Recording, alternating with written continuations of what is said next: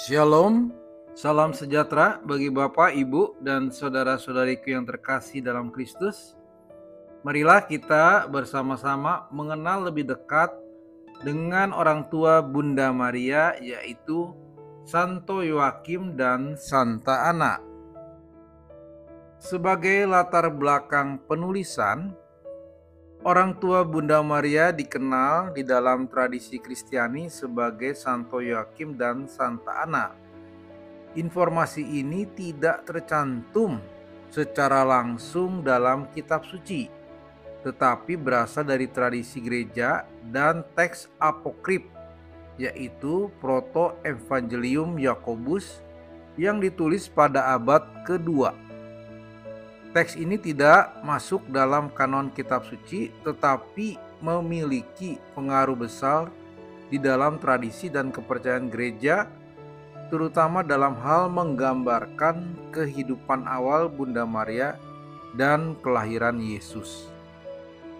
Nama Proto-Evangelium berarti Injil awal, karena fokusnya pada peristiwa sebelum kelahiran Yesus, khususnya mengenai kelahiran dan masa kecil Maria. Teks ini dikaitkan dengan nama Rasul Yakobus, saudara Yesus menurut tradisi, tetapi kemungkinan besar tidak ditulis olehnya. Teks ini anonim atau tanpa penulis dan ditulis pada masa gereja perdana sekitar tahun 150 sampai 200 Masehi. Kita akan masuk dalam kehidupan awal dan perkawinan dari Santo Yoakim dan Santa Ana. Santo Yoakim diyakini berasal dari suku Yehuda yang merupakan garis keturunan Daud, sehingga Maria dan Yesus juga dianggap sebagai bagian dari keturunan Daud. Santo Yoakim menikah dengan Santa Ana, seorang wanita yang juga berasal dari keluarga yang saleh. Keduanya dikenal sebagai pasangan yang sangat taat kepada hukum Allah dan hidup di dalam ketaatan dan doa. Selama bertahun-tahun, Yoakim dan Ana tidak memiliki anak. Di dalam tradisi Yahudi kuno, kemandulan sering dianggap sebagai tanda ketidaksenangan Allah, sehingga mereka mungkin menghadapi aib dan ejekan dari masyarakat sekitar. Terlepas dari penderitaan mereka, Yoakim tetap setia dan sering mempersembahkan korban di bait Allah untuk memohon anugerah keturunan. Suatu ketika setelah ditolak oleh imam besar saat mempersembahkan korban karena dianggap tidak layak karena tidak memiliki anak, maka Yoakim menarik diri ke padang gurun dan berdoa selama 40 hari di sana.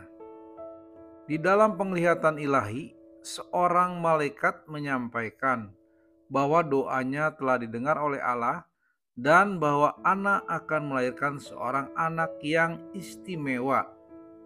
Anak ini kemudian dikenal dengan Maria atau sebagai Maria yang menjadi Bunda Yesus. Kemudian kita lanjutkan dengan kelahiran Maria. Setelah kelahiran Maria, Yoakim dan Ana mempersembahkan Maria kepada Allah di bait Allah sebagai ungkapan tanda pengabdian dan rasa syukur mereka kepada Tuhan. Santo Yoakim dikenal sebagai seorang ayah yang mendidik Maria di dalam iman, ketaatan, dan kesalehan.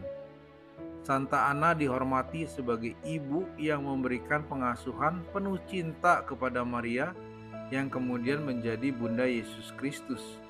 Ia dianggap sebagai teladan bagi para ibu, terutama di dalam hal kesalehan, ketekunan doa, dan kepercayaan kepada Allah.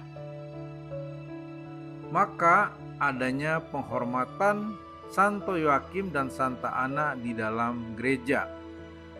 Santo Yoakim dan Santa Ana adalah simbol kepercayaan kepada Allah sebagai teladan kesalehan, ketekunan, dan iman di dalam menghadapi ujian hidup, bahkan di dalam situasi yang tampaknya tanpa harapan. Keduanya menjadi inspirasi bagi mereka yang menghadapi kesulitan hidup, terutama pasangan yang berjuang dengan kemandulan atau penderitaan keluarga. Kesalehan dan ketekunannya di dalam doa menjadi teladan bagaimana iman dapat membawa rahmat Allah. Santa Ana dihormati di dalam gereja Katolik, Ortodoks, dan tradisi Kristen lainnya sebagai pelindung para ibu, wanita hamil, dan keluarga.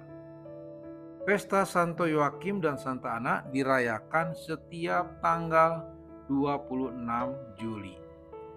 Demikianlah Bapak, Ibu, dan saudara-saudariku yang terkasih dalam Kristus tentang riwayat orang tua dari Bunda Maria, yaitu Santo Yoakim dan Santa Ana.